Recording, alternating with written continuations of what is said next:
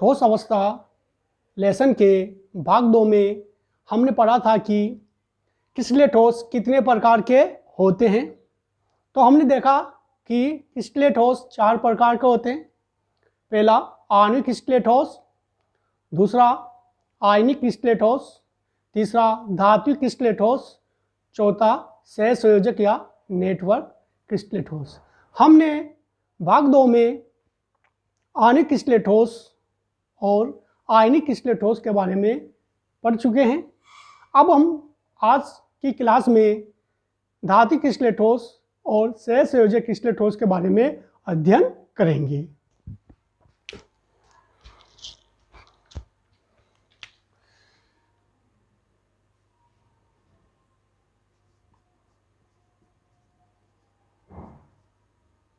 क्रिस्टलीय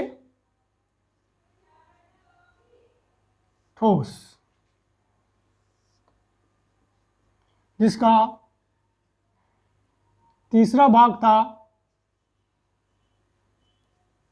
धात्विक क्रिस्टलीय ठोस। क्या था? धात्विक क्रिस्टलीय ठोस। धात्विक क्रिस्टलीय ठोस क्या होते हैं? धातु धनायनों का एक समूह होता है जो ऋणायनों के या इलेक्ट्रॉन के समुद्र में डूबा रहता है। इनके मध्य धात्रि बंध पाया जाता है और ये धात्विक क्रिस्टलीय ठोस गलित या ठोस दोनों अवस्थाओं में विद्युत व ऊष्मा का चालन करते हैं। इनके गलनांक भी उच्च होते हैं क्योंकि धात्विक बंध भी क्या है? प्रबल बंध होते हैं। तो हम देखते हैं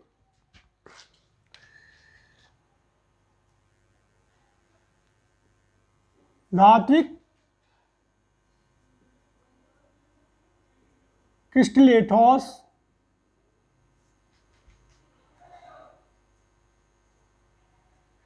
धनायनों के समूह होते हैं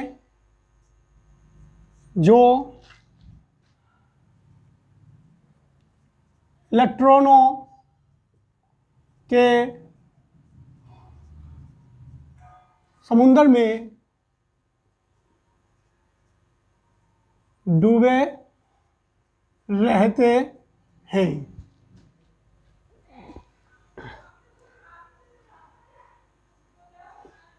इनमें धात्विक बंध पाया जाता है।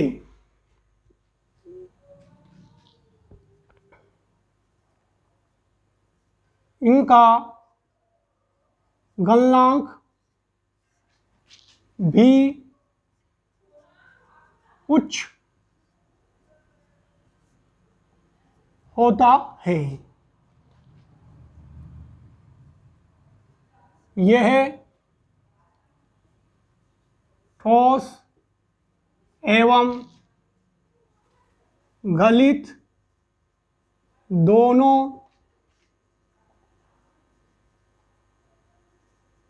अवस्थाओं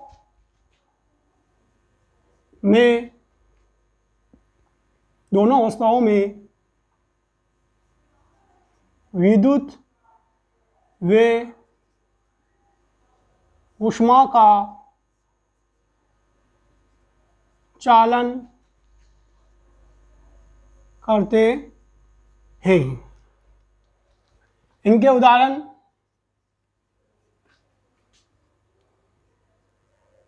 iron, copper, Oram, silver, platinum आदि, यानी सभी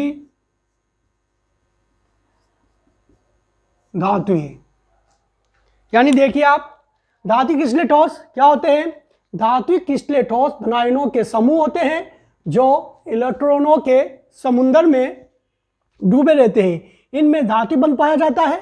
इनका गलनांक भी उच्च होता है। क्यों होता है? क्योंकि धात्रि बंध क्या है? प्रबल होते हैं।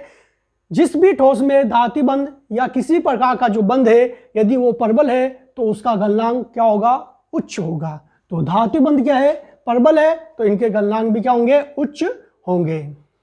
ये ठोस एवं गलित, यानी जब धातु क्रिस्टलीय ठोस अवस्था में हो या फिर गलित अवस्था में हो, दोनों अवस्थाओं में क्या है, विद्युत व ऊष्मा का चालन करते हैं। इसका कारण क्या है, क्यों करते हैं? ठोस हो या गलित हो, दोनों अवस्थाओं में इनमें मुक्त इलेक्ट्रॉन पाए जाते हैं। क्या पाए जाते हैं? मुक्त इलेक्ट्रॉन पाए जाते हैं। इस कारण ये दोनों अवस्थाओं में क्या करते हैं, विद्युत ऊष्मा का चालन करते हैं। सभी धातुएं यानी आवर्त सारणी में जितनी भी धातुएं हैं वो सभी धातुएं क्या कहलाएगी, आपके धातु ठोस के अंतर्गत आएगी।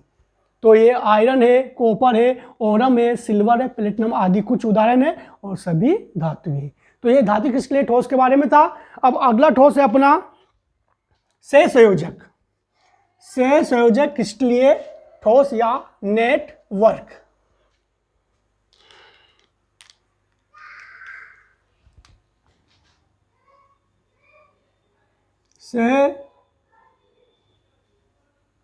सहसंयोजक क्रिस्टलीय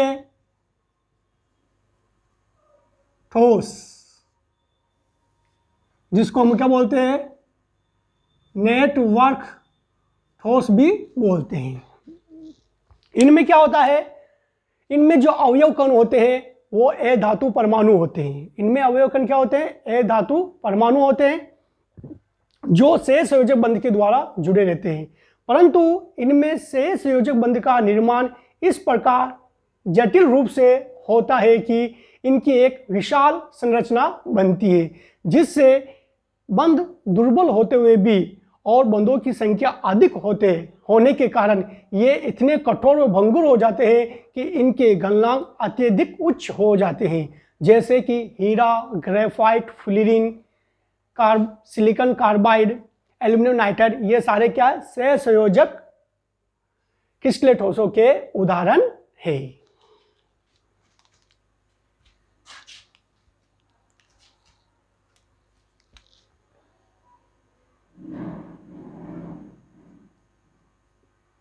इनमें अवयव कण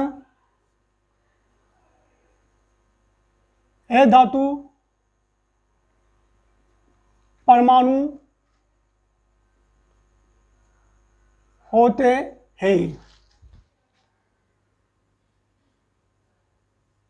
जिनके मध्य सहसंयोजक बंध पाया जाता है।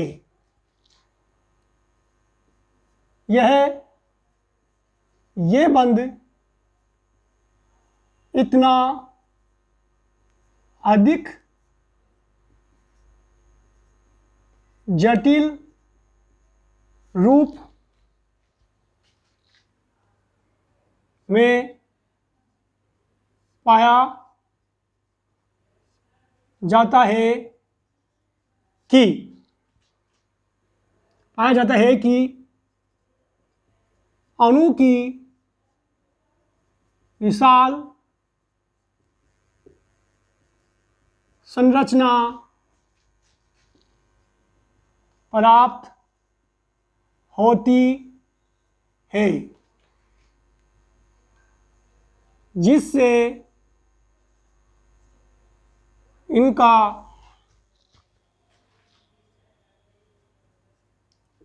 गलनांक उच्चतम हो जाता है तथा यह कठोर व भंगुर प्रकृति के हो जाते हैं।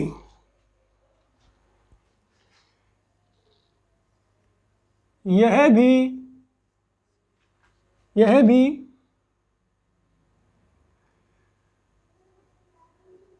विद्युत व ऊष्मा का चालन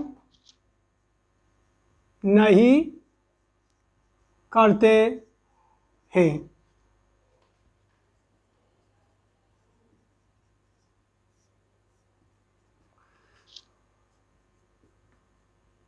ग्रेफाइट अपवाद स्वरूप मुक्त इलेक्ट्रॉन की उपस्थिति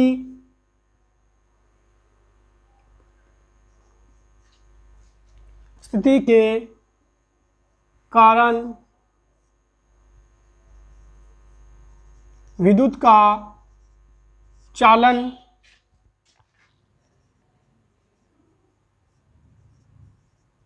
करता है। उदाहरण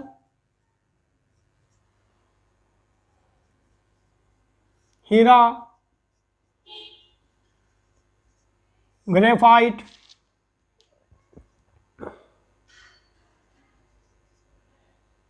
फ्लोरीन,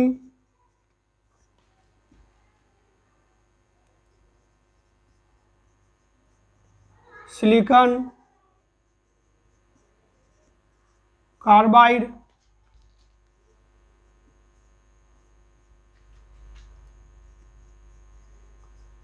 एल्यूमिनियम,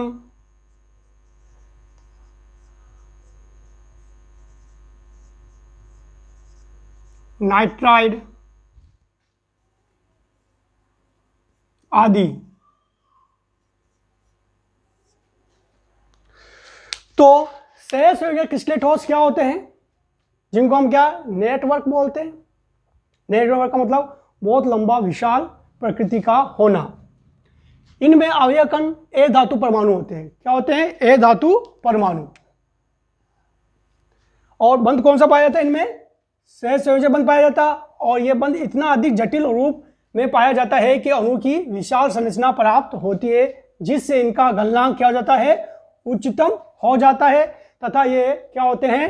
कठोर व भंगुर प्रकृति के होते हैं। कठोर व भंगुर प्रकृति के होते हैं। ये भी विद्युत और ऊष्मा के क्या है? चालन नहीं करते हैं, नहीं करते हैं। परंतु ग्रेफाइट अपवाद स्वरूप क्या होने के कारण, मुक्त इलेक्ट्रॉन होने के कारण ये क्या है? विद्युत का चालन करते हैं। और इनके उदाहरण क्या है? हीरा है, ग्रेफाइट है, फ्लोरीन है, सिलिकॉन कार्बाइड है और एल्यूमिनियम नाइट्राइड, जो कि सहज संयोजक क्रिस्टलीय ठोस के क्या है? उदाहरण है। तो इस प्रकार क्रिस्टलीय ठोस के चारों भाग कंप्लीट होते हैं। अब इनके हम क्वेश्चन देखते हैं कि इन पर किस प्रकार के क्वेश्चन पूछे जाते हैं।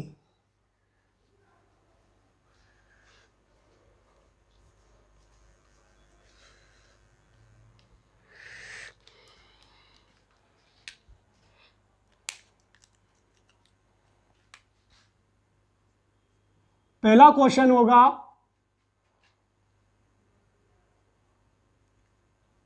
क्रिस्टलीय ठोसों को किस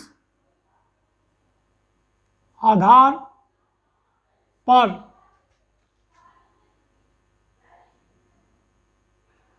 विभाजित किया जाता है। पहला क्वेश्चन, क्रिस्टलीय ठोसों को किस आधार पर विभाजित किया जाता है? तो आपको जवाब देना है कि क्रिस्टलीय ठोसों को उनमें अवयव कण के मध्य पाए जाने वाले अंतर आणविक बलों के आधार पर। दूसरा क्वेश्चन होगा,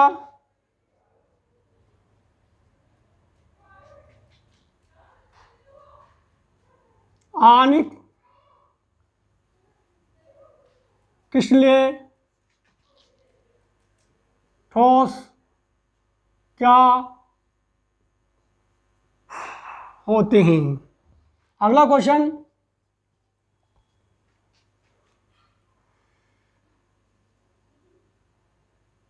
आयनिक ठोस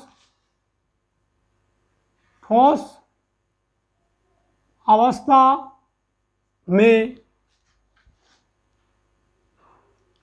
विद्युत का चालन क्यों नहीं करते हैं, यानी आयनीय ठोस ठोस अवस्था में विद्युत का चालन क्यों नहीं करते हैं। 14 क्वेश्चन,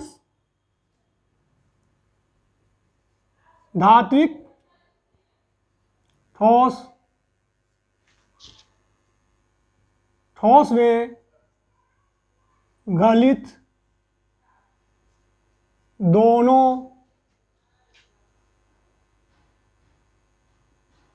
अवस्थाओं में विद्युत का चालन करते हैं, क्यों। क्वेश्चन 5, से संयोजक ठोस ठोसों का गलनांक अधिकतम क्यों होता है।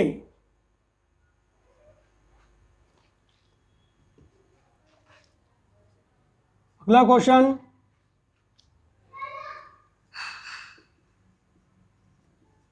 ग्रेफाइट से संयोजक ठोस होते हुए भी, ग्रेफाइट से संयोजक ठोस होते हुए भी विद्युत का चालन करता है, क्यों। तो ये अभी जो हमने टॉपिक पढ़ा है क्रिस्टल ठोस के प्रकार पर, उन पर जो महत्वपूर्ण जो क्वेश्चन बनते हैं वो इस प्रकार है। पहला, क्रिस्टल ठोसों को किस आधार पर विभाजित किया गया है। आणविक क्रिस्टल ठोस क्या होते हैं।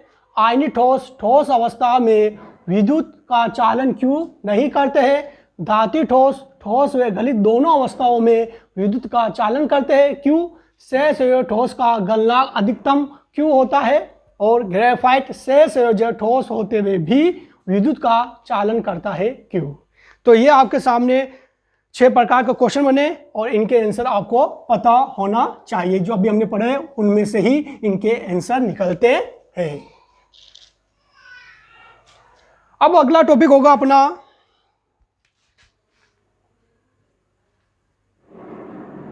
एक एक कोष्टिका,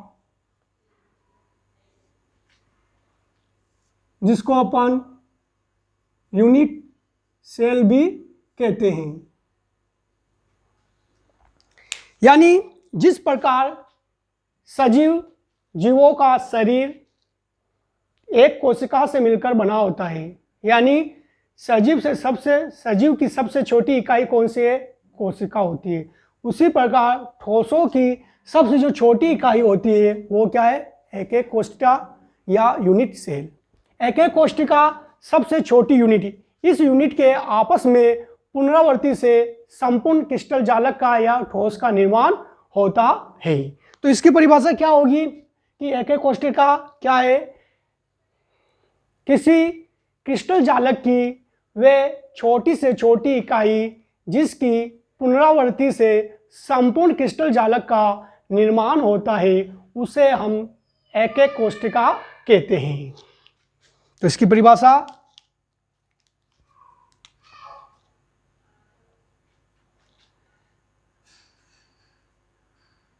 किसी क्रिस्टल जालक की वह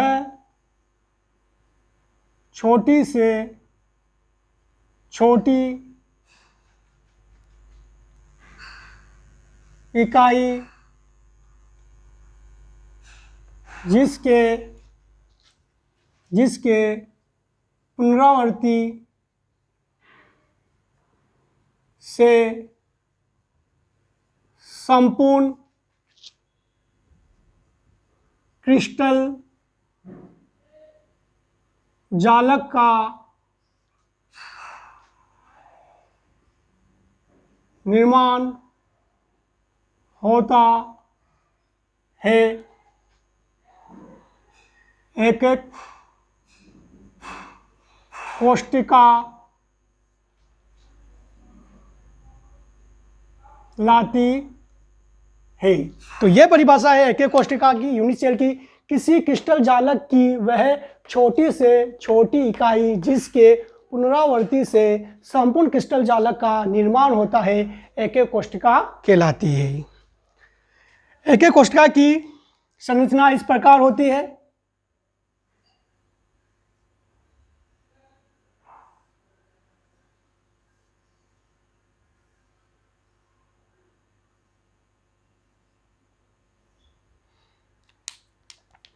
यह घन की समान संरचना होती है और इसके कोनों पर क्या है, अवयव कण उपस्थित रहते हैं। क्या रहते हैं? अवयव कण उपस्थित रहते हैं। तो हम देखते हैं कि ये एक एक कोशिका है जो घन के आकार की है। इसमें 8 कोने होते हैं। 1 2 3 4 5 6 7 8 कोने, और फलक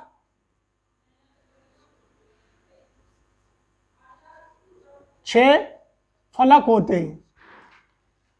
1 2 3 4 5 6 फलक, और 12 किनारे होती है। यानी 1 2 3 4 5 6 7 8 9 10 11 12, यानी 12 किनारे होती है कुल मिला के, और एक केंद्र।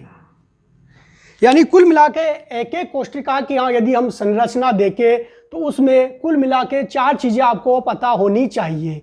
एक एक कोशिका में 8 तो कोने जहाँ पर क्या हम अवयव कण रखते हैं जो आपको दिख रहे होंगे, और 6 फलक। किसी भी घन के 6 फलक होते हैं, एक ऊपर एक नीचे, एक दाएं एक बाएं, एक आमने एक पीछे, कुल मिलाकर 6। और किनारे होती है, ये किनारे कितनी होती है? 12, और केंद्र क्या होगा? 1 होगा। तो इस प्रकार 4 चीजें एक एक कोशिका में होती है, क्योंकि हम आगे पढ़ेंगे तो इनका बहुत ज्यादा उपयोग किया जाएगा। अब अगला टॉपिक होता है एक एक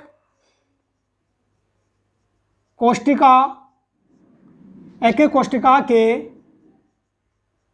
पैरामीटर। अगला टॉपिक है इसी से संबंधित एक एक कोशिका के पैरामीटर। तो हम देखेंगे एक एक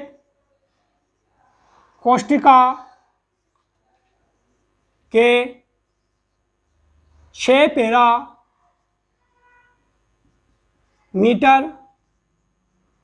होते हैं। एक एक कोशिका के 6 पैरामीटर होते हैं। 3 अक्षीय तथा 3 कोणीय, जिनको अक्षीय है x y z, कोणीय अल्फा बीटा और गामा।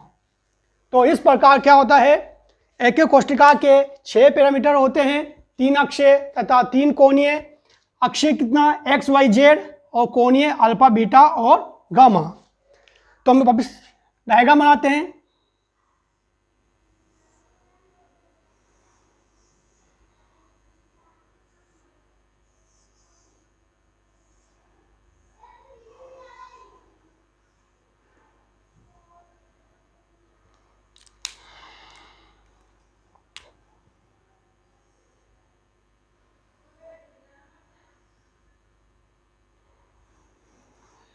तो ये एक्स वाई और ये आपके जेड है, और इनके मध्य जो बनने वाले कण होंगे कौन होंगे?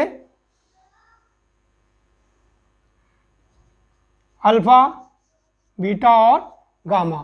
तो एक्स वाई जेड ये तो क्या अक्षीय पैरामीटर है, और इनके मध्य जो बनने वाले जो कोण हैं वो कोणीय अल्फा, बीटा और गामा। तो इस प्रकार क्या है, एकक कोष्ठिका के क्या है, पैरामीटर होते हैं। अब अगला जो टॉपिक होता है एकक कोष्ठिका के प्रकार। तो एकक कोष्ठिका दो प्रकार की होती है, आद्य एकक कोष्ठिका और केंद्रित एकक कोष्ठिका, जिनका अध्ययन हम अगली क्लास में करेंगे। और आज की क्लास के लिए काफ़ी इतना ही मैटर है, और हमारे 2 भाग पहले भी आए हुए, उनका लिंक आपको डिस्क्रिप्शन में मिल जाएगा। बाकी आज की क्लास के लिए धन्यवाद।